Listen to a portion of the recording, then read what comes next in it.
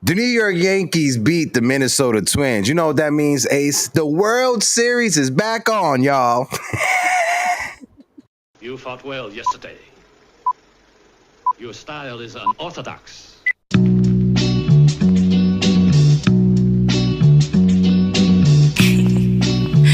Scorpio.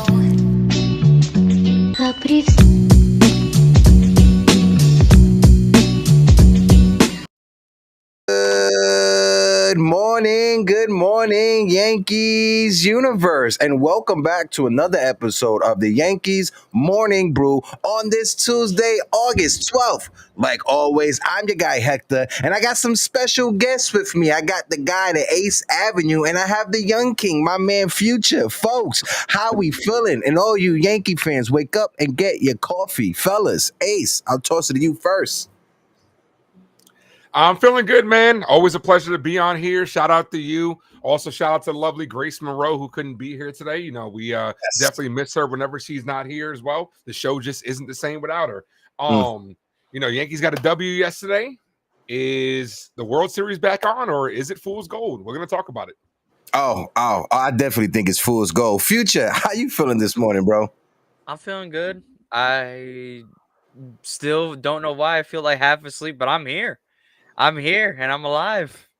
Let's get it. Copy. Let's get it. First of all, folks, I just want to say shout out to everybody who was in the building. If you're watching us on YouTube, if you're watching us on TikTok, on Facebook, wherever you're watching us, make sure you guys click that link in the bio. Jump on over to the U of the Tubes and help us out because we're sitting at 5,635 subscribers on our way to 6K. So guys, if you guys can, hit that like button, hit that subscribe button. But we are here to jump into the conversation. First off, shout out to the best friend and the co-host, Grace. I hope she feels better, folks. Grace is not here because she's a little bit under the weather, but she will be back this upcoming Thursday. And talking about this Thursday, we got a special guest joining us either this Thursday or next week Tuesday. Ricky Ricardo from the New York Yankees, the Spanish broadcaster from the New York Yankees, will be joining us for a nice conversation. So make sure you guys are tuned in. Ace, if you're free, if you want to join us, you're more than welcome to join us in for that conversation. I want to shout out everybody who is in the building. Stephen B is in the building. My guy, John the Beagle Dad is here.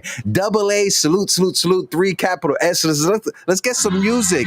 Let's get some music and get excited. Theo Dennis is in the building. My man, Miggy Miguel is in the building. And of course, mi hermano de la isla, my man Ghost. Ghost and Future are the only two friends that I have from Yankees Twitter left in my life. But shout out to you guys. I appreciate everybody for joining us in on the conversation. But Ace, I'm gonna kick it to you first to lead us in the charge. The Yankees, they beat up on the Minnesota Twins. What do you make from this, bro? We needed to do that. It's as simple as that. It's one of those things where it's like, much like how the Astros walk in and see the pinstripes or the road grays, and they just know, like, you know, we own this team. That's how we feel with the Minnesota Twins. When I saw the Twins on the schedule, I honestly, you know, you always want to go for a series sweep, a series win, but I'm thinking sweep at the end of the day, especially with how this team is right here. It's kind of sweep or bust at this point. The Minnesota Twins are usually a get-right series for the New York Yankees. Absolutely. You know, it says it all. The AL Central in general seems to always, you know, tend to give the Yankees a couple of wins in the win column. I'm not even going to say that they tend to motivate us because, like, there are a couple months ago when we faced the Kansas City Royals, and then we ended up getting smacked by the Red Sox. You know what I'm saying? It was just one of those things. But this is a series that you need to go in there and absolutely handle your business. Don't play with your food, as they say. The Twins are a team that sold. The Yankees are a better team than them. Will Warren absolutely dealt in yesterday's ball game, and Carlos Rodon is on the bump today. You got to handle your business. It's as simple as that. Like, there's no reason why you shouldn't sweep this team, and hopefully it starts to build momentum. Do I think the Yankees will be back? World Series back on? Far from it. I'm looking at the schedule right here to my right, looking at the Twins, off day, Cardinals, off day, then Tampa. Honestly, I'm looking at this stretch right here like I want to take 7 of 8. And then I want to go on this 4-game set versus the Red Sox. And if the Yankees are able to take 3 out of 4 from Boston before you go against the Nationals and the White Sox to end the month, then I'm thinking good vibes might be back on. But until then, we got to see what happens. Again, folks in the chat, if you guys can, let us know what you guys' thoughts are on the conversation. Hit that like button, hit that subscribe button. If you're watching us on TikTok, double tap that screen. Let's try to get over 1K on the likes. Let's try to get some followers over there on TikTok. Drop a gift, show some love. A super chat goes a long way. Future, I'm going to toss it over to you because I want to lead this into a perfect conversation that I'm looking at when you look at the Yankees record. So, Future, let's get your thoughts on last night's game and just the Yankees versus the Twins, just in general. Go ahead, bro. Honestly, it kind of felt like it should have been business as usual, especially considering it's the Twins. I don't feel any different. I don't. I want to be positive, but I mean, with the way this team is and the way the team is playing, it don't feel like it's a big over for me. It has to be beyond this. They have to take this series at minimum. Mhm. They have to sweep. They have to go into the next series and take 2 out of 3, and then I'll be like, okay, maybe there's something brewing here. But you know, nothing's changed. Where the New York Yankees sit right now, right? The Yankees are with 44 games left to go, right? If the Yankees want to get to 86 wins, right? 86 wins was the third wild card spot last year, right? If they want to get to 86 wins, the New York Yankees, they're going to have to go with 43 games left in the season. They're going to have to go at least 24 and I believe 18 down the stretch, if not 23 and 19 down the stretch. With the record, I mean, with the schedule being one of the easiest schedules that are out there, it seems that you can believe that the Yankees can get to 86 win and punch that third wild card spot, right? But Ace, how do you measure this team then? Because if we just get into the postseason as a third wild card spot, you already know what it's going to be. The organization is going to look at it as a victory. We made it to the postseason. We got that postseason bonus. We get that ad revenue coming in from Major League Baseball. Are we really going to be able to measure where this team stands? No. Especially considering the injuries that we dealt with, the Yankees already have the built-in excuse. So if they're able to make the playoffs on top of that, they'll look at this like a W. And unfortunately, it seems like they'll be bringing pieces back. I mean, I'm looking at the schedule. Our schedule is light. We did have like the fourth easiest schedule going in, but we do have a two-week stretch that is very difficult. The Astros, Blue Jays, Tigers, and Red Sox all to start September. But this could be the time, like we all know, and you know, it is that simple adage, right? The hot team can't get in. You have to click at the right time, right? But what has this Yankees team shown us that they have the ability to do it? They're able to beat up on bad teams, no doubt. But unlike last year where we were losing to bad teams, but we were beating good teams, that the vibes were different last year. Going into the playoffs, you know, even in a one round, do you think that this team has the ability to beat the Astros in the first round? Like, I don't think so. Like, it might be one of those things where they get in, they could be one and done, but we also don't know what's going to happen from here on there. They have to build momentum. It's as simple as this. These are the games that start, right? And it starts with today. You have to go out there and handle your business versus the Twins. Then you have to handle your business versus Cardinals, everybody else from there on. But if you start to beat these good teams, maybe you can get the good vibes going. If the Yankees go out there and beat the bricks off Boston, right? Then you handle Houston. Then you beat the Blue Jays, and then you beat the Tigers, and then beat the Red Sox in that 2-week stretch. Like, those are good teams that you can start building momentum for. And it all starts with Aaron Judge. Aaron Judge has been struggling as of late. He has his struggles against Houston. Dude, they put up a stat this past weekend that he has the lowest stats, like, of any baseball team against the Houston Astros. He's got to start waking it up. Giancarlo Stanton, cover your ears, LI Yankee King, is our hottest hitter right now. Like, Giancarlo Stanton has the capability to carry this team to the postseason, but we need someone else to step it up. I'm looking at Cody Bellinger, who's having a great year. I said this already. Priority one in all season, bring back Bellinger, in my opinion. He's killing it. The pitching needs to step up for exponentially. Looking at guys like Max Fried and Carlos Rodon.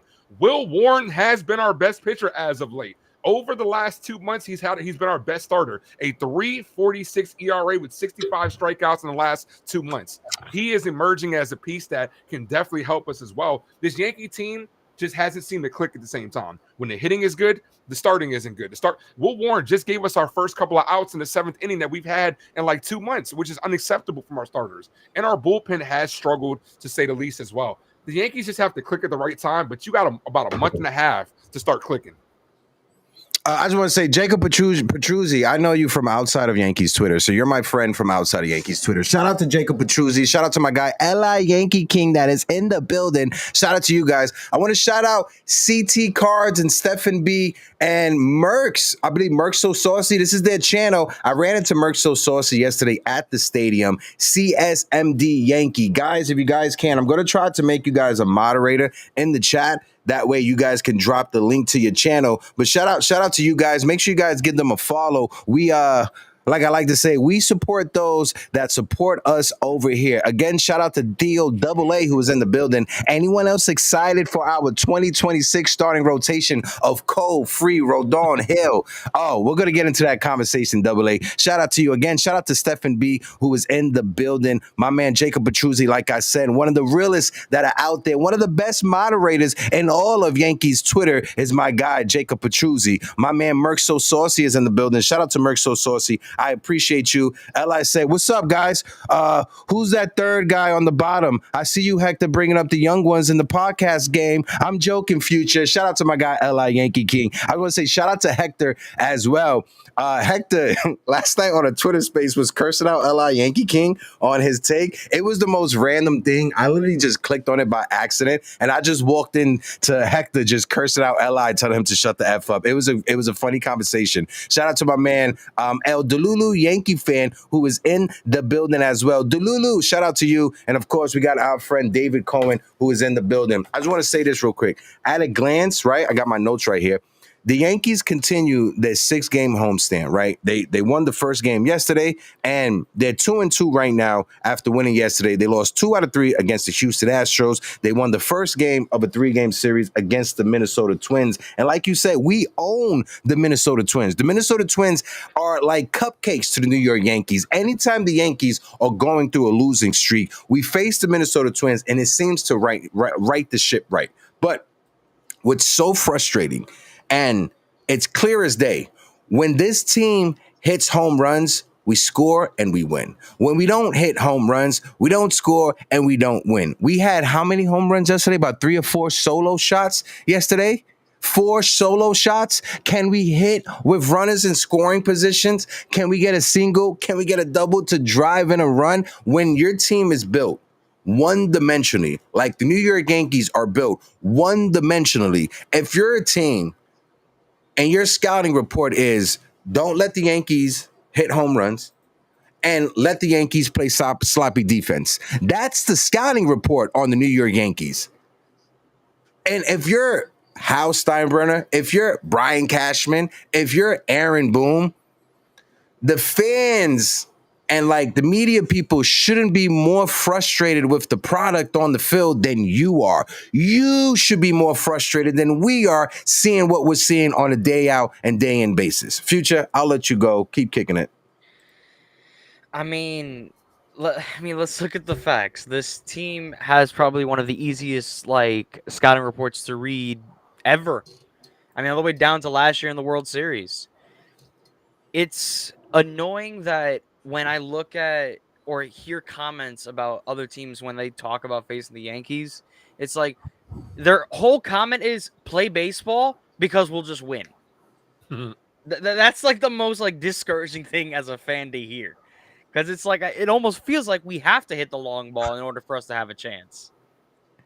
I mean, it makes me sad as a fan to watch this team completely just crumble. And not even that they crumble under pressure. They can crumble under no pressure. Because the stakes don't matter.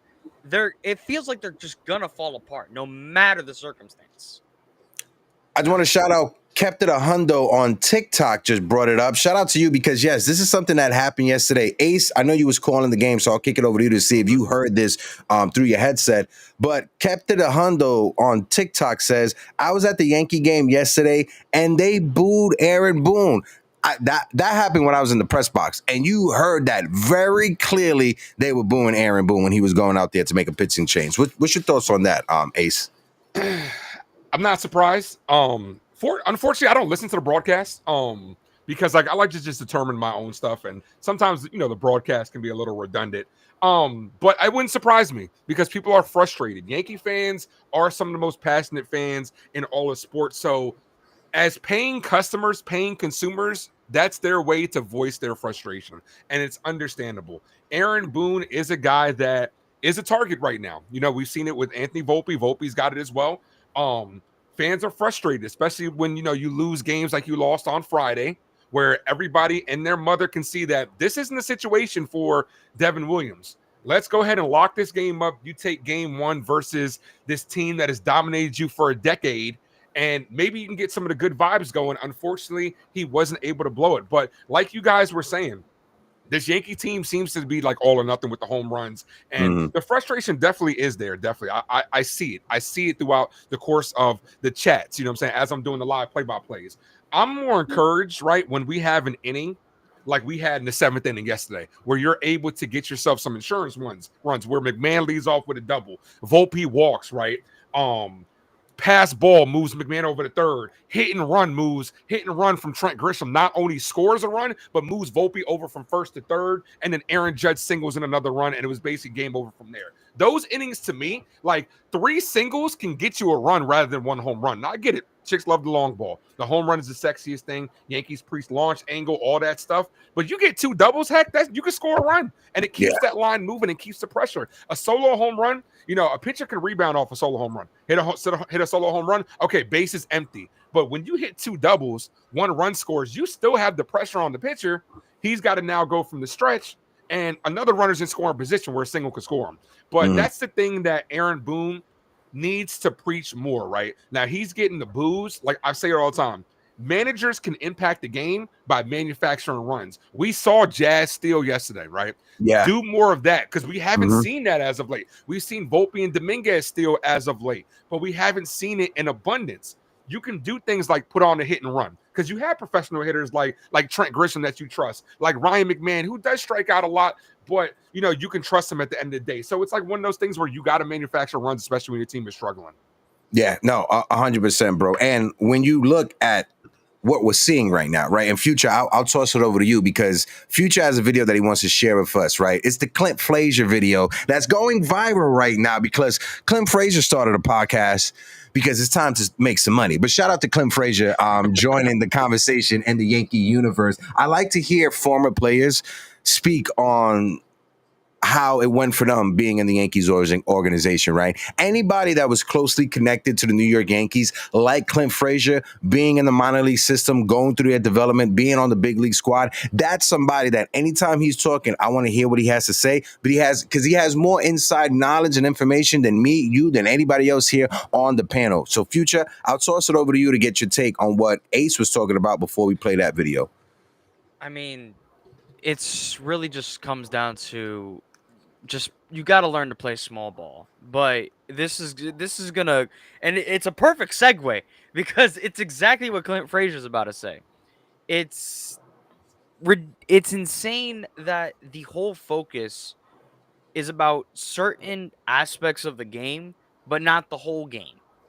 Because analytics on this team specifically feels like it's just about how far and hard can we hit the ball, versus do we know how to run the bases? Do we know how to deal with the pitcher on the mound? Do we know how to get runners in scoring position and then score those runners in scoring position? It only feels like swing for the fences and we'll win ball games. That's the formula that I feel like we're watching. Yeah, And like I said, when your team is built one-dimensionally, right, the scouting report is very easy. Don't let them hit home runs and let them play sloppy defense, and you could beat the New York Yankees. And that's been the issue with the Yankees dating back to the World Series, if not a little bit further than that. So I want to play this video from Clint Frazier. Afterwards, I'll get your take on it. Folks in the chat, let us know what's your thoughts. On YouTube, we got over 35 people in the building. If you guys can, hit that like button. We're sitting on 21 likes. Let's try to get to 50 likes on the live, and if you can, hit that follow button as well. I tweeted something out the other day and was like, what would you want to see the Yankees do differently? There was a lot of colorful responses. A lot of people really agreed on one thing, and it said fire Boone. And again, like, I want to emphasize that, like, I have no reason to back anybody up on the Yankees. Like, other than, like, they were nice people to me in there, so I would talk good about them. But I'm not sugarcoating anything. I'm more so just like, as a person that was inside that locker room and had been around that guy and knows not 100% how it's ran, but knows a vast majority of how it's ran, if you fire Boone, you've got to fire a lot of other people too.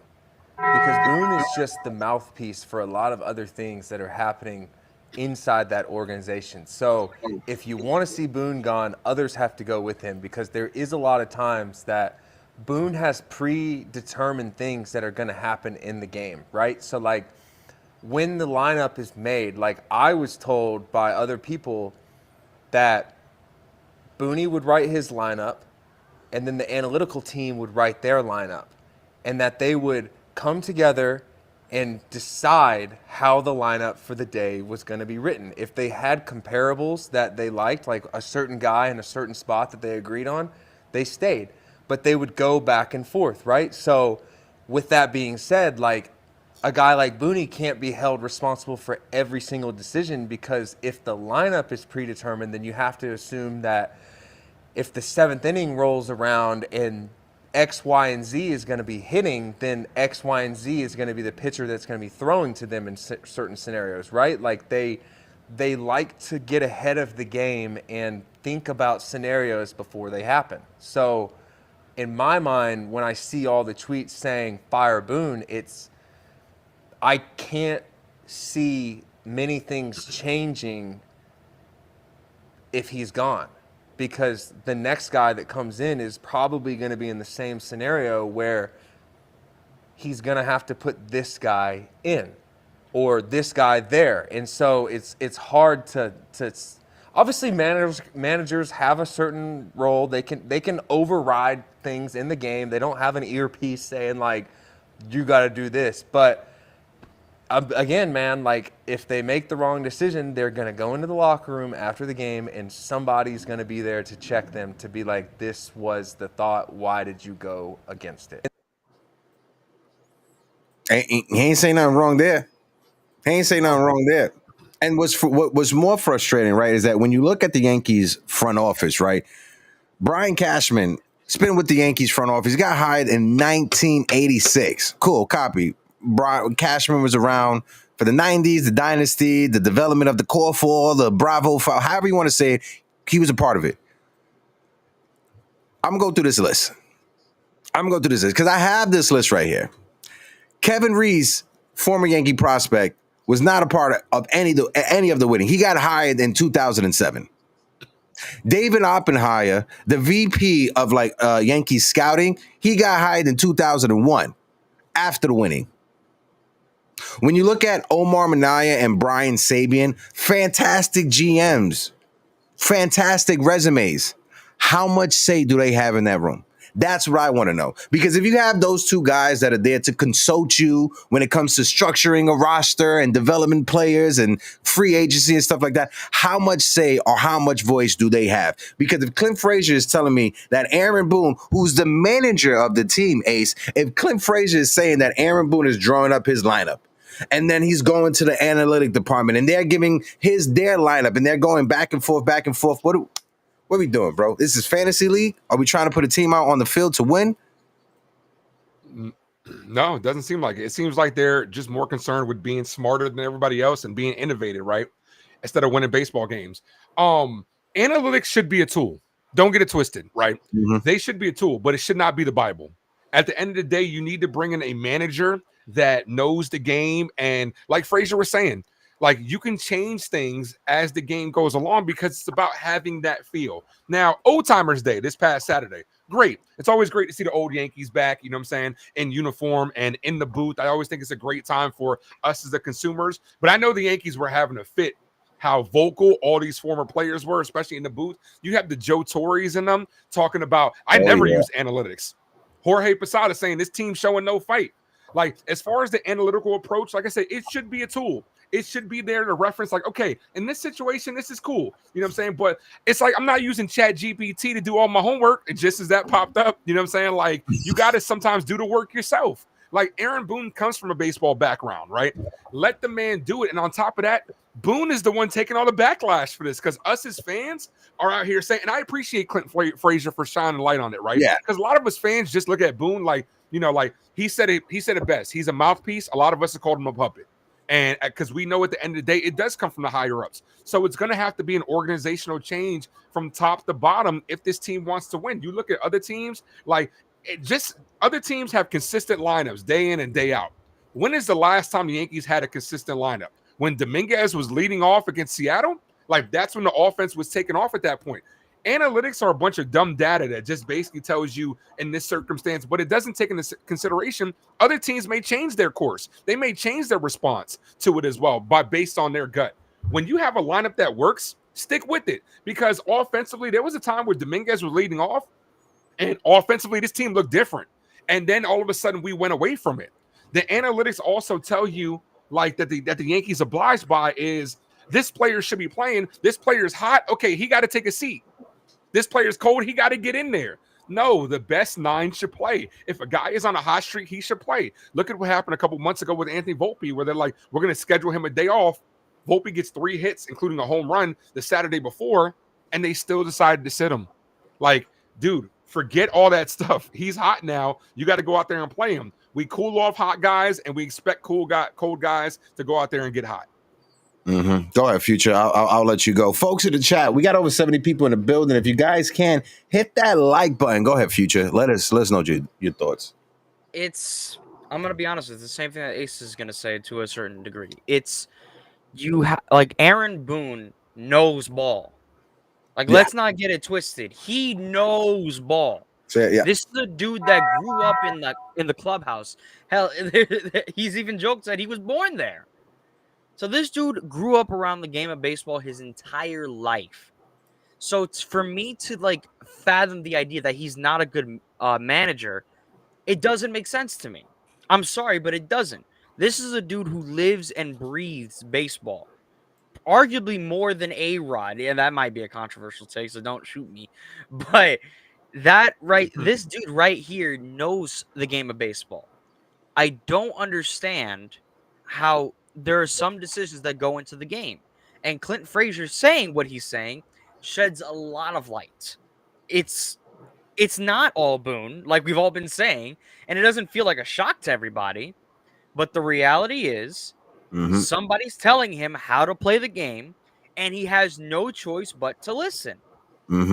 He's being forced to listen. Whether he wants to or not, he's not managing. He is simply putting out a card in play while other people are managing the game for him. Like he said, there's predetermined decisions. Why are there predetermined decisions in the game of baseball? This is the one sport you cannot have predetermined decisions on. It is the most random sport in all of American history, let alone world history. It's a randomized sport. You cannot have predetermined decisions on a game that's 90% based on feel. I just got to say real quick, at the Old Timers game, right? At the Old Timers Day, I should say, there was a press conference that I was able to be a part of. It was Joe Torre, Jorge Posada, and Roger Clemens was there, right? I was able to get a question into Torre, which was awesome. I'll be releasing it out. But Roger Clemens brought up, because one of the pictures they brought up, one of the journalists, they brought up analytics, like in their questioning to Roger Clemens. And Clemens said it. He's like, I'm not going to get into names or specifics or even teams. He's like, but I know guys that left big league organizations, coaches, front office people that did not agree with analytics, and they left the game of baseball because of analytics. I put on my TikTok feed earlier today, and this was something from one of our beat writers at Latino Sports, William Capoto. He covers the LA Dodgers. This is what he said. He said, long-time baseball man, and William has been covering baseball since the 70s. Since the 70s, he is an OG. He said, long-time baseball men have been fired and analytical geniuses are running the show now. Get used to seeing things that are not familiar and at times make zero to no sense at all. And to see Roger Clemens say that He knows guys that left organizations, right, front office and coaching staffs because they do not agree with analytics. Goes a long way. Right after that, he said that when having conversations with starting pitchers, the first two things, or the first thing that he tells them, if you could get through the first inning and you could get through the fourth inning, you're able to go deep into games. He was like 90% of the time in baseball games, they score in the first inning and they score in the fourth inning. And what happened Saturday's game at Old Timers game?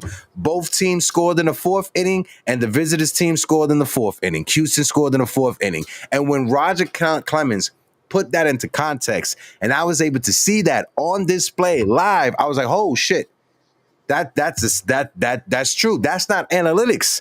I don't think that's Roger Clemens giving analytics. That's just the gut feeling of baseball. Sometimes it's a gut approach." I want to shout out my man Phil to Fields in the chat on TikTok. Shout out to Jake. Shout out to Sauce, Mango, Yessie, Yadier. We got a lot of people over there. I appreciate you guys for chiming in. Go ahead, Ace. Yeah, because a lot of that really is when you score in the first and the fourth, a lot of that is your best players are getting at bats. It's as simple as that. Like, your best players are coming through in those type of situations. The analytical approach, like I said, it just needs to be something that is there to help guide a manager. But it's like you look at a guy like Aaron Boone, like, dude, your legacy is on the line at the end of the day. It's your name that's being thrown out there. Like, at what point in time do you really want to put your foot down and say, I'm going to manage like this? And then in certain circumstances, when we're like, Boone is getting outmanaged by this person, is he really, or is that person just out managing the analytics that Boone is telling him? Like, it basically makes him feel like he's just a babysitter out there, just babysitting a bunch of millionaires that are playing a kids game. It's as simple as that. Like, it's tough. Like, this is why the Yankees need to change their approach. Dude, I say it all the time. I'm looking at the interviews from Old Timers Day. Our guy, Jorge Posada, man, like, Jorge is my guy. And then listening to him saying this team needs to show some fight is everything that I need to hear. When he's sitting there saying we can't be friends with everybody, he's taking shots at the organization. He's telling it how it is. He's talking about Aaron Boone, who is everybody's friend. You know what I'm saying? I started adding this drop on the channel, my bestie and your bestie. We sit down by the fire, because that's Aaron Boone's walk-up song. I used to love that song too. That song is fire. But because it just seems like sometimes Boone is more concerned with being friends with guys than actually winning baseball games. Like, the same thing happened with Devin Williams. We all knew he shouldn't have been out there. Like, you had an opportunity and it cost you a game. And there's only so many games that it's going to cost you. And when it comes to analytical approach, how many times have we seen the Yankees try to get hot at the right time, and then all of a sudden a punt lineup is out there? We blame Aaron Boone, but we should really be blaming the analytics. Like, you got to go out there to win baseball games, not just thinking, okay, we got a game tomorrow. Because guess what? We're in the middle of a wild card race now. The division might be shot. We don't know. Toronto's coming down to earth a little bit, and we still have a lot of games against the Red Sox. So I'm not counting the division out if this team is able to get hot. But if it comes down to the nitty gritty, you're going to look back at those games and say analytics might have screwed us out of this, out of either making the playoffs or winning the division based on one or two games that we could have won here or there. 26-17 is what the Yankees have to go down the stretch in order for them to get 86, 87, 88 wins.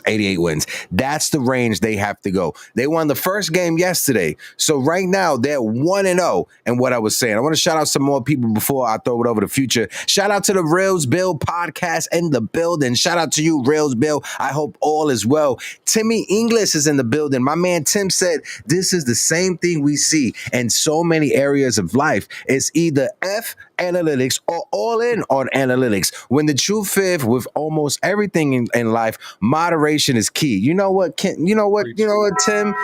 Preach. Say it loud for the folks in the back who ain't hear you. Donnie Clark, who was in the building, shout out to you. David Eisenberg said analytics is killing the game of baseball.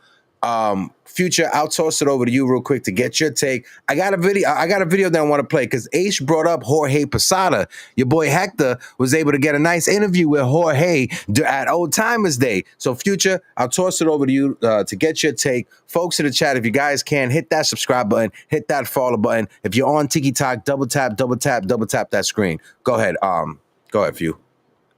I mean, the reality is analytics has become such a not even bare bone. It's become the backbone of how organizations are run because every team is using them, minus maybe like the Rockies or some teams. But the voice is always saying, "But you need to embrace it." I don't want to embrace probabilities and numbers when I'm playing a game that is the definition of anti-probability and anti-numbers. Baseball is a randomized sport. I will say it again. It is random. Anything can happen in the game of baseball. Why are we limiting ourselves to just basic numbers and basic play? Teach baseball, they will play baseball. It's really that simple. And I don't want to sound like the young guy who's going with the old folk, like screaming at the top of their lungs on their lawn, but Another one. that's the reality. We're watching this team play like they don't know how to play ball. That was your second old person joke you made. I just wanted to point that out. Go ahead. 3 strikes and you're out. The reality is they're right for screaming. Because it's not baseball. We're not watching baseball. We're watching numbers on a screen. Mm-hmm. And again, like I said earlier, right? And this is something that Joe Sherman as well, he was saying, if the fans, like you have a $300 million product that you have on the field, Hal Steinbrenner, Brian Cashman, and Aaron Boone should be more upset than me, than Ace, than Future, than the media members that are following and watching this team. They should be more upset with the product that they are seeing on the field than all of us. Yes, the fans are going to be irrational sometimes. I get that, right? As a fan, I wear that very proudly. I'm a very irrational fan. I understand that, right? But if you have a 300 million product that you have on the field, if the object is winning baseball games, if the goal is to get to the World Series and win the World Series with the product that you're seeing on the field, 1 + 1 = 2. But what I'm seeing on the field, it equals 3, 4, 5. It's not adding up. The math is not mathing. I want to take a pause real quick. Shout out to everybody who was in the building. My man, Nick Yak, how you doing? Salute, 3 capital S's. My man, Hector, shout out to you.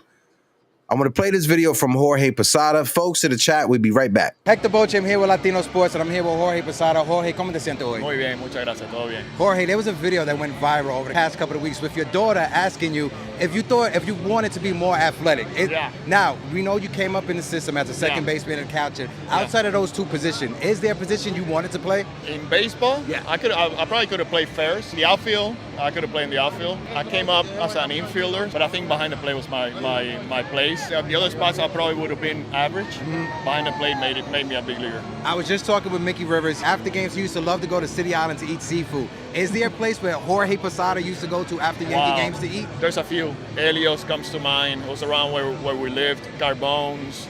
Victor's Cafe. Okay. Yeah, we used to go to Victor's Cafe a lot. Rosa Mexicano. Yeah, there's a few. I like Rosa Mexicano. Rosa Mexicano is real good. If there's any names out there, sorry if he forgot to mention them. Well, Jorge, I appreciate you. I want to see a home run today. Can we promise that? I can't get out of the infield. Let's do that. Cuídate. All right, brother.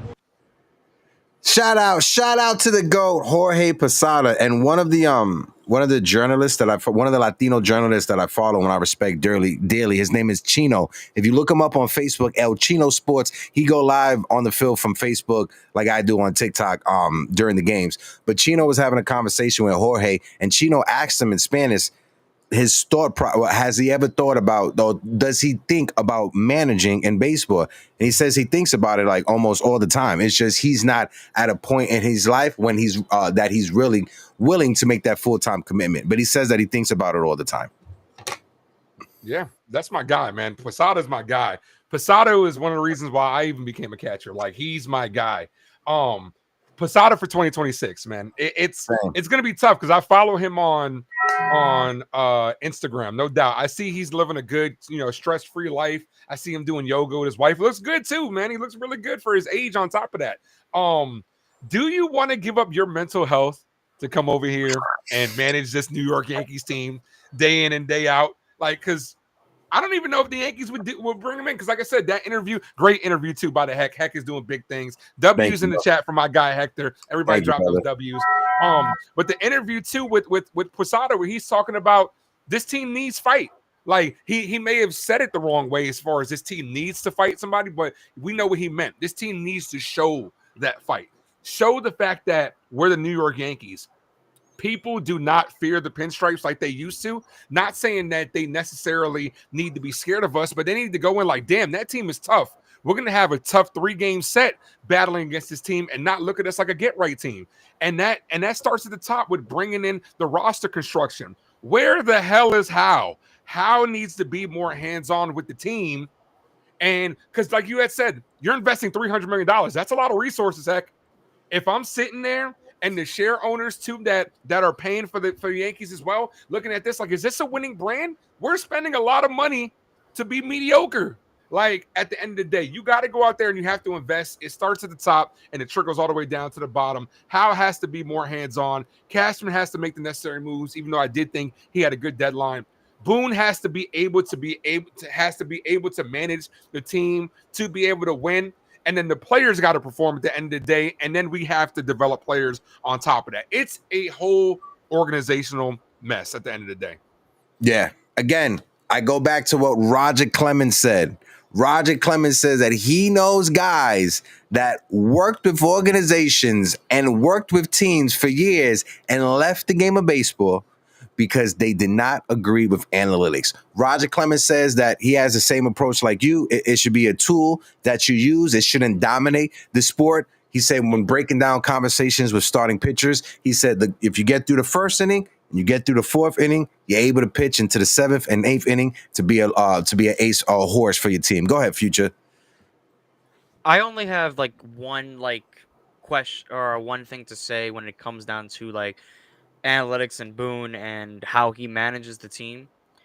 Aaron Boone feels like he has zero range to manage the team in front of him. But whenever he does, I guess you can say whenever you feel like it's a managerial decision, it's always in that big moment. It's always that one moment. And the thing is, it almost has to go right. Otherwise, like what Clint Frazier said in the video, they're going to go back there and they're going to ask, why didn't you stick to the script? It has to go right. So when you have a dude who only can manage in, I guess you could say, those big moments, you're going to have a lot more failures than you're going to have success. And those failures could always lead to your team losing big games or just losing in general. Let the dude manage the team. Let him do his job. If that even is his job.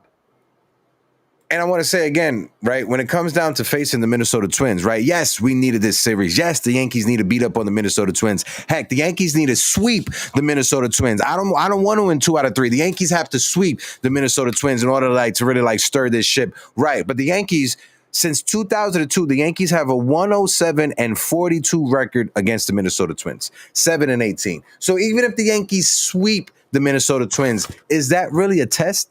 Is that really okay? The Yankees are back. Everything is back on track. I don't know, right? And credit to Brian Cashman, like you said, Ace. He did go out there and he did have a solid deadline. But I think the issue that's going on with the Yankees, it's a systemic issue.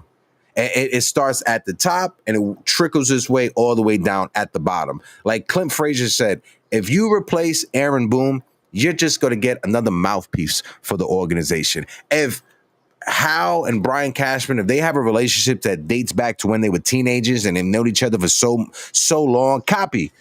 Cool. Fishman was not connected to any of the Yankees winning. There should be no reason why Fishman is still on the team. There should be no reason why Reese is still on the team. The head of the scouting department who was hired in 2001 that was not a part of any of the winning should be a part of the team. So if you want to keep Cashman, because you guys go back for years, copy, that's understandable. Gut out his office and bring in other baseball minds into the conversation. Yeah. Dude, I'm right there with you. It just seems like the Yankees, and I hate saying this, man, but it seems like Hal isn't really interested in being a Yankees owner. It seems like he takes the hands-off approach. Hands-off Hal. We're going to let analytics and Brian Cashman run the show. I'm just going to sit back and let you do the thing. Like, I hate bringing up George Steinbrenner. I really do. Mhm. But George was a fan of this team. He was out in front of it. That's why we related to it, because we knew at the end of the day he cared. He gave a shit. And sometimes it doesn't seem like Hal does, because especially we've gone the whole season without hearing from him. We haven't heard anything about. I'm not sitting here saying you got to go out there and scorch earth, but go out there and set a tone like, hey, if things don't get better, heads might roll. Put the fire under people, and then maybe things will get going. But the approach that the Yankees have, like I said, when it comes to top, it just seems like a lazy, hands off. Like you just want it to be easy. Baseball is not easy. Look at these other organizations that are going out there, like the Dodgers, that are doing what they need to do. The Padres are loading up. You got teams like that want to win and are taking it serious and have more of a hands-on approach. Hal just seems to just sit back and say, okay, I'm going to let analytics and Brian Cashman run the show. I just want to, if we could just switch real quick. I want to switch gears because I know Ace has a hard stop at 1:15, right? So I want to switch the conversation. I want to get a little happy, right? I like to look at the silver lining just for a little bit. We'll get back to the conversation though. Will Warren. I want to touch on Will Warren first, and I'll toss it over to Future and Ace and to get their thoughts. But Will Warren, these stats is not including last night, right? Not including last night. Will Warren has gone 1-1 with a 2.87 ERA in his last 31 1/3 innings, not including last night. On the season, when you look at his first 12 starts, Will Warren had a 7.71 ERA. In his last 18 starts, he has a 3.94 ERA. With Max Fried struggling, right? With Carlos Rodon battling out there on the mound, trying to give us his all. Credit to Carlos Rodon for having a phenomenal season this year. But in the absence of Garrett Cole, when Max Fried has been struggling his last 6, 7, 8 outings, the Yankees starting rotation is being carried by Will Warren and Cam Slittler. Go ahead, Future.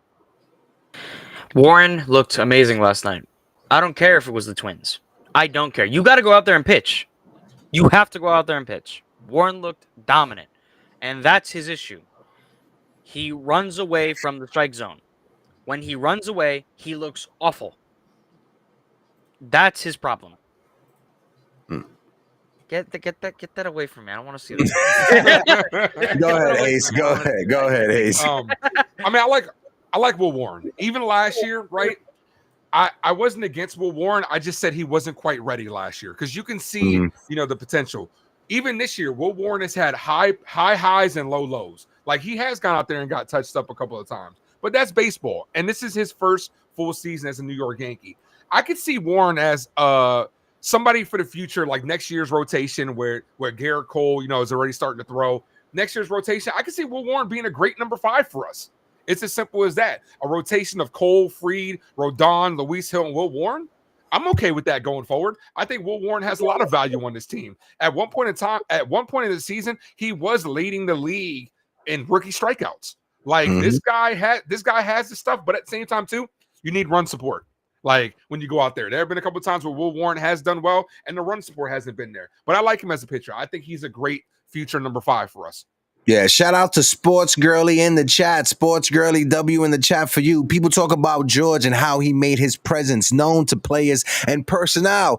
How doesn't do that? And I said, and again, I know Li is probably punching the air right now, but if George Steinbrenner was around, I hate to say that, but if George was around after the Yankees guys got swept by the Florida Marlins, after the Yankees lost 2 out of the next 3 games to the following team, George Steinbrenner would have been in that clubhouse. He would have been on the road trip. He would have been in the batting cage. He would have been talking his ish. I'm not sure of how exactly. I'm not sure of how Steinbrenner is doing the same thing, because one thing that Lou Piniella brought up, you talk about old timers, Lou Piniella brought this up talking about George. Is that George used to travel. He said when the team was struggling, George was traveling with the team. George, even if the team wasn't struggling, was always in the scouting meeting, was always in the team meetings before games, preparing with the scouting report, talking about what we should do this, that, and third. He said George was not just a baseball fan, he was a baseball lifer. And I think that's the difference between George Steinbrenner and Hal Steinbrenner. Was George perfect? No. Did some things that were questionable? Absolutely. But you would never question if he gave a rat's ass if this team won or if this team lost. Yeah. Period. If George was here, they would go ahead. Go ahead. No, go ahead. No, if George was here, there would have been no what we heard earlier. $300 million payroll. George would be like, damn all that. I'm trying to win. If I got to spend $500 million, whatever, winning brings money, man. Look at how lucrative the Yankees were last year. They were breaking records as far as how they've been over the last couple of years. And that was just getting to the World Series. Imagine if you won it. You want to do all this stuff, like put all these patches on the jersey and change all that, right, to bring in money, when you could just go out there and win. Like, go out there and win, and then you can make all the deals you want. If George was here, cost be damn, he wouldn't care. Steve Cohen wouldn't be outspending him. Nope. Yep. Shout out to Bonesy in the chat. My man Bones, how you doing? Salute to my brother Heck and the panel. Bones, I appreciate you, my guy. I hope all is well. I hope the fam is doing good. My man Ness in the chat says, winning against the Twins is low-key mid, but we need more Bellinger at bats and less Jazz at bats, given they both hit homers. Bellinger approach plays against quality competition. Shout out to Ness. I appreciate you for that comment in the chat. I want to switch gears real quick, right? Because we got like 20 more minutes. Garrett Cole, Ace. I'll let you lead the conversation with him. I'll go find the video. I have a quote from Garrett Cole because he started his throwing program. I think it'd be foolish if I'm not sure. I think it'll be foolish to count on him to come back this year, but I'll let you lead the conversation. Go ahead, bro. Yeah, we always have that hope and that what if, like, the Willis Reed moment, him coming out the bullpen, you know what I'm saying, one of these days in a key game in the World Series. Stranger things have happened, right? You never know. I mean, Garrett Cole threw 20 pitches off of flat grounds for the first time since tearing his UCL. Did say he felt good. I don't know. I mean, there is a long season left, but do you want to jeopardize it? It just depends. But yeah, we could all fantasize about a rotation of next year, maybe seeing it early and, Garrett Cole leading us because, he's the fiery guy. We see it all the time. Garrett Cole is on the top step. Garrett Cole is the passionate guy of that rotation. He is our ace. Max Fried has been our best pitcher this year throughout the longevity, but Garrett Cole is our ace at the end of the day. I have this video that I want to share with you guys, and I want to share the screen. And keep in mind, where the cameraman is at, I'm literally standing right next to him. I want to play this real quick. I saw the other angle of this. And I saw you. You saw. I saw you. Out there throwing for the first time since surgery. How did it feel to get the ball back in your hand and throw a little bit? Yeah, it felt really good today. It's fairly accurate and had a good time. How significant is it for you to just take this first step? Yeah, it's a big one, first day throwing. Been building up to it for a few weeks, so it's nice to get outside and get it accomplished and have it go well. So that's good to hear that he felt well and, it was good. But I think it would be foolish for us to expect Garrett Cole or to bank on him to be the savior of this season. If he was to come back and have that Willis Reed moment, it'll be great for the fans. How much will it impact this team? It will be great for the moment at the time. But then afterwards, the dust will settle and it'll still be a bad season. Yeah. I'm gonna be honest. This just votes confidence, not for this season, because I'm not looking at Cole and 25. Like, those two don't mix for me. However, if he's starting his throwing program now, and if all goes well, God willing, all goes well, we could see Cole a lot earlier next year. Maybe even the start of the season. It's a stretch. Now, that might be a stretch, but it'd be a lot better to have him May, April than late May, June. When looking at the starting rotation, right, and they just brought it up in the chat, talking about Max Fried and his struggle. Shout out to TC Stills, my brother TC Stills in the building. When you look at Max Fried's struggles, his last several outings, because it's not just a couple, it's quite a while. The last time he had, you would say, Max Fried or an ace-like performance was June 25th against the Cincinnati Reds when he went 7 innings and he gave up 0 runs. After that, his next start, he gave up 4 runs, then 3 runs to the Mets, 4 runs to the Cubs, 3 or 4 runs against the Blue Jays, 2 against the Rays, 0 against the Rangers. One of his last starts, but it was in 5 innings. And he gave up 4 runs against the Rangers and 4 runs against the Astros. Max Fried he's just not right. And I'm not sure if he's 100% healed from that blister situation, but even if it's not the blister, you could tell Max Fried, something's wrong with Max Fried. He's not healthy. He does not look mechanically, he does not look like the same Max Fried like he was the first month and a half, 2 months of the season. Yeah, I think we'll never know if it's really the blister because we know how it is with this Yankee team and injuries on top of that. Am I choppy? Can you see me? Yeah, you're choppy just a little bit.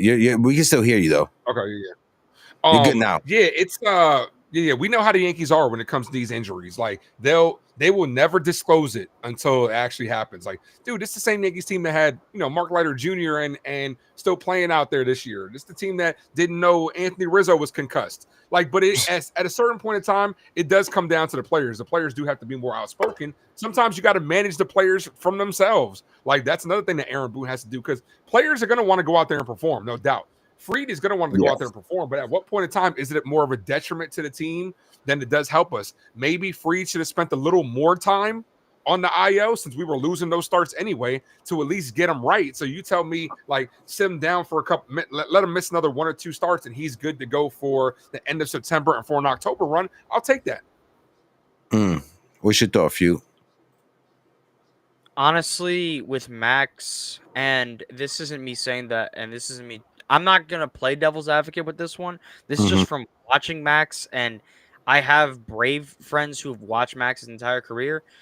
They said that this is normal. This is normal for Max. It's not injury related. It's just Max goes on those stretches where nothing goes his way and hits the fan because he is a pitcher's pitcher, which means he does have the velocity, but he is working with an arsenal. And if 3 things aren't working in that arsenal, he's not right. It won't be a good outing. However, I strongly believe that he will bounce back from this a lot sooner than we think. His start against the Astros, though he gave up 4 runs, let's be honest, it was screwed up by the umpire with that Cam Smith call. Because outside of the 2 runs he gave up, he was fine. It was that one call that screwed up the entire outing. And I'm not making an excuse for him because he hasn't looked good, but I strongly feel like he will bounce back a lot quicker than most. I just want to point something out too, and everything you just said, Future, is valid. I'm not trying to come for your take. Valid. Dating back to the beginning of July, Max Fried has an ERA of 6.00. 6.00. And I've been doing some investigating, right? And like I brought up, I believe he's injured, and I found this tweet breaking down Max Fried and his injury. So I want to share it real quick so we can go through it together. And I just want to get your quick thoughts on it real quick. Hold on. Screen share. Boom. Precision Athletics. And when you go to their account is teaching athletics, how to use motor skills, sports medicine. And Max Fried had a 1.92 ERA entering July. He's given up 29 runs and 36 innings pitched since July. Fried used the muscles of motor tack 1 on his right side earlier in the season. He used the muscle of motor tack 5 recently. There are several differences in his front side mechanics, but nothing is more telling than the difference in how his front foot lands and interacts with the ground. I'm not going to read that other part because I can't pronounce that word, and I don't want to sound stupid. I thought I brought it up on the screen. So you guys can see it. Nah, I'm not seeing it. Hold on. Why is it not? Is it this right here? There it is.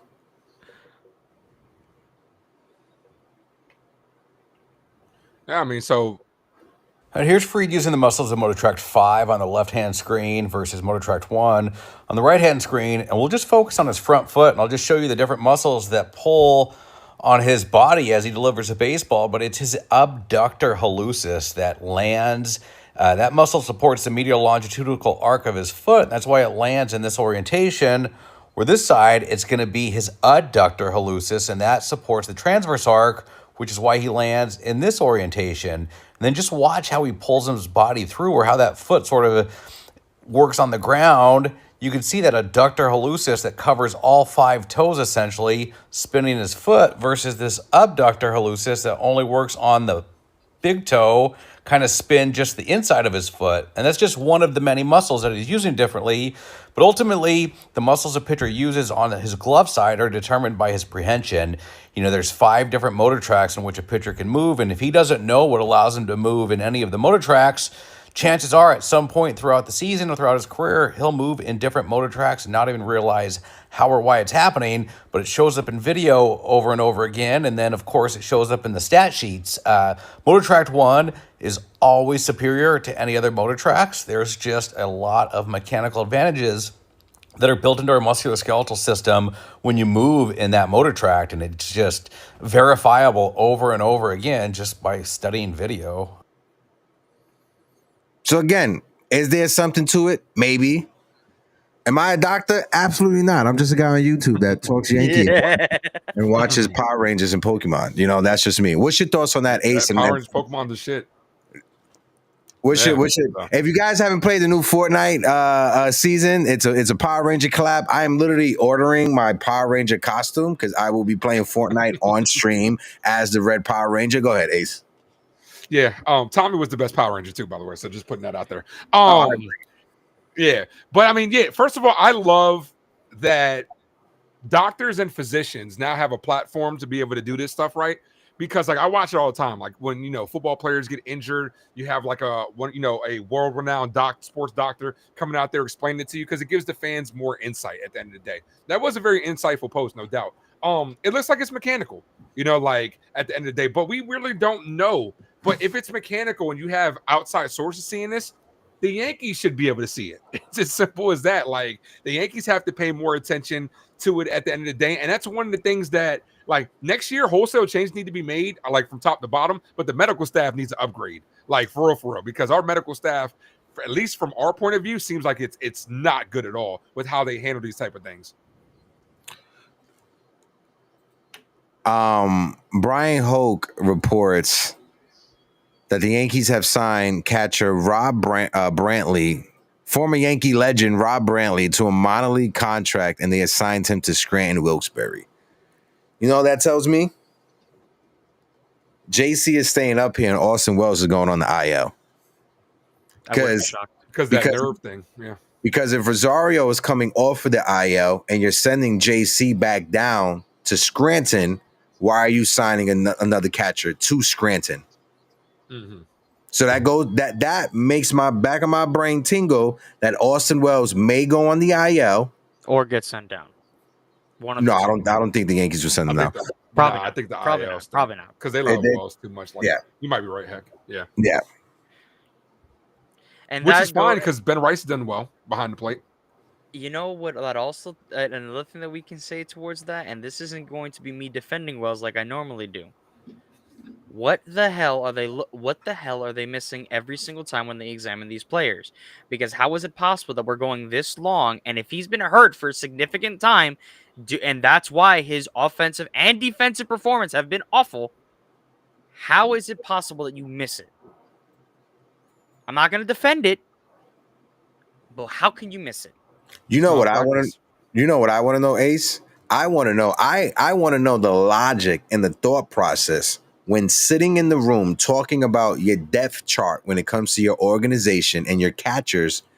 The conversation that was around, let's keep Wells and trade Augustine Ramirez and Carlos Navarez. Navarez. What was the thought process? Because when you look at Augustine Ramirez, when you look at the Florida Marlins, they have the second best record in the National League behind the Milwaukee Brewers since the start of July. And a big part of that is Augustine Ramirez. He is leading every offensive stat when you look at rookies in the National League. What was the thought process?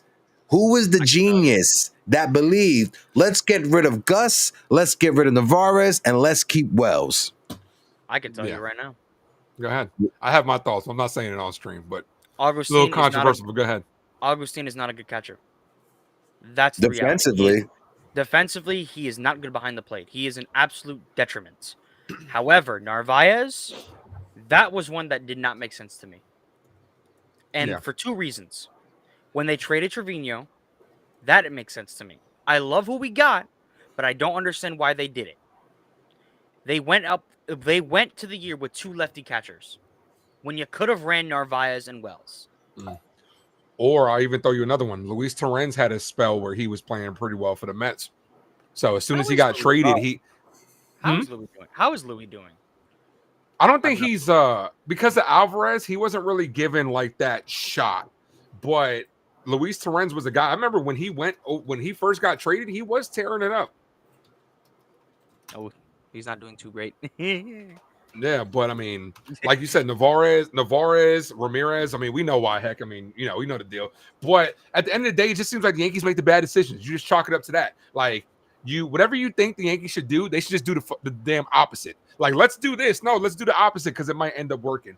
But when it comes to Austin Wells, like, I know one person that'll be rejoicing if he ends up, getting less playing time. Not saying you want to root for injuries, but just less playing time. I know Grace Monroe be happy, but Ben Rice at the end of the day has performed well. And to all of us, I spent all year round arguing with L.I. Yankee King, right? Where you got to play Ben Rice. John Carlos Stanton is going to stop Ben Rice from playing. Baseball always figures itself out. Maybe Wells hits the IL for a little bit. Ben Rice becomes our everyday catcher because he has performed well behind the plate. There are a couple times where he looks like he's a little bit mixed up with the pitches, but outside of that, the pop is there. He's performing well. I wouldn't mind if Ben Rice was our future catcher. My problem with Ben has always been, even watching him in the minors, he has not looked the greatest defensively, but his bat will always play. However, his defense was never subpar. Yeah. That's what I love about Rice. Yankees value the frame rate, but if you get ABS in this next year, that's gonna definitely help them out exponentially as well. ABS ASAP. Yep. ABS ASAP. Hold on, give me 1 second.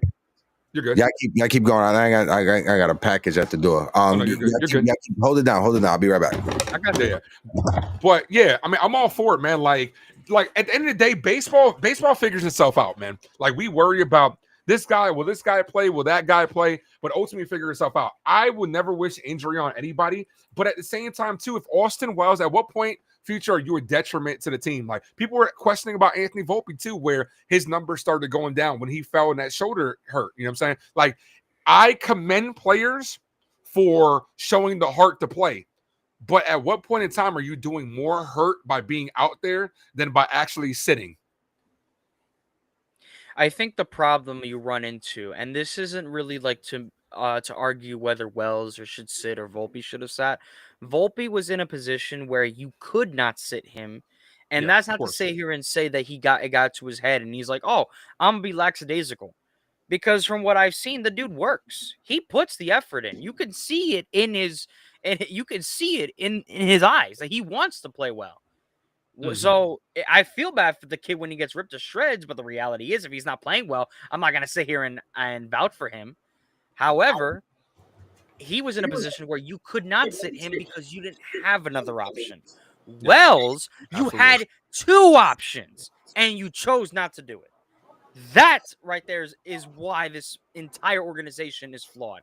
You had two options, and you chose none of them. And I like JC. I really do.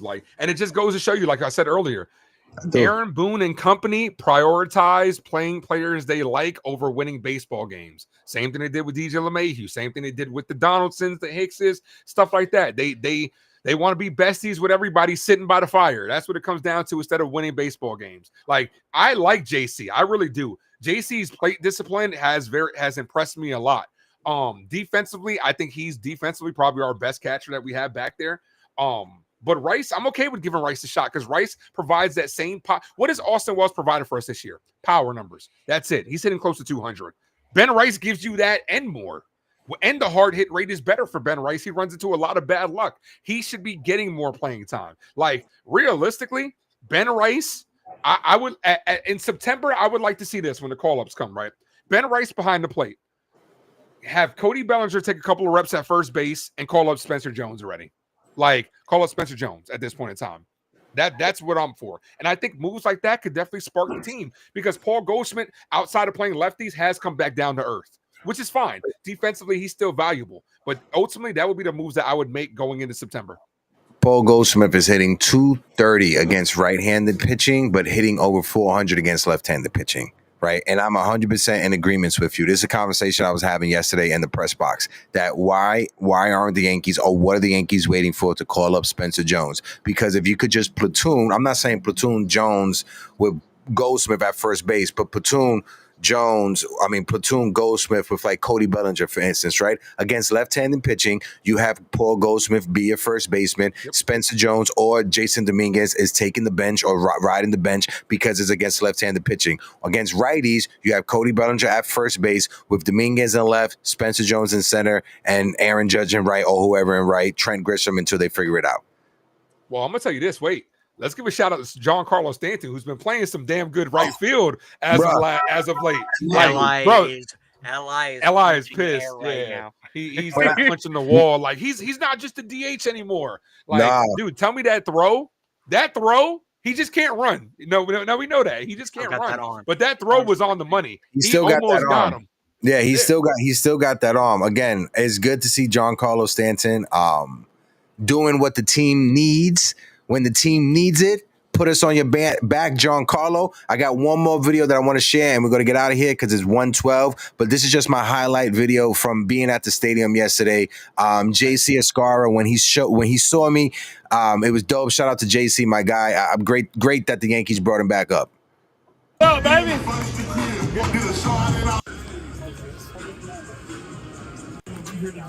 Oswaldo was there. Waldo, I miss you. Hello, Cap. Thank you so much. Anybody underneath. Thank you so much. I miss Waldo, man. I really do. Same. And that family at the end, that's the family from Mama D's Empanada, Steven and Mama D. Amazing family. August 19th, literally next week, at Somerset Patriots, they will be vending food, giving out food at the stadium with Oswaldo Cabrera. I will be there to cover it as well. Oswaldo is throwing out the first pitch for the Somerset Patriots. Him and Mama D will be giving out empanadas and signing autographs. So if you guys can make it to Somerset, all you got to do is just take the New Jersey Transit right to Somerset. It leaves you right there at the station. It's a 2-minute walk to the stadium. That's all you got to do. But Ace, we got to get out of here. Let the people know where they can find you and let them know if you'll be on tonight. And then future, you do the same thing. Go ahead, Ace.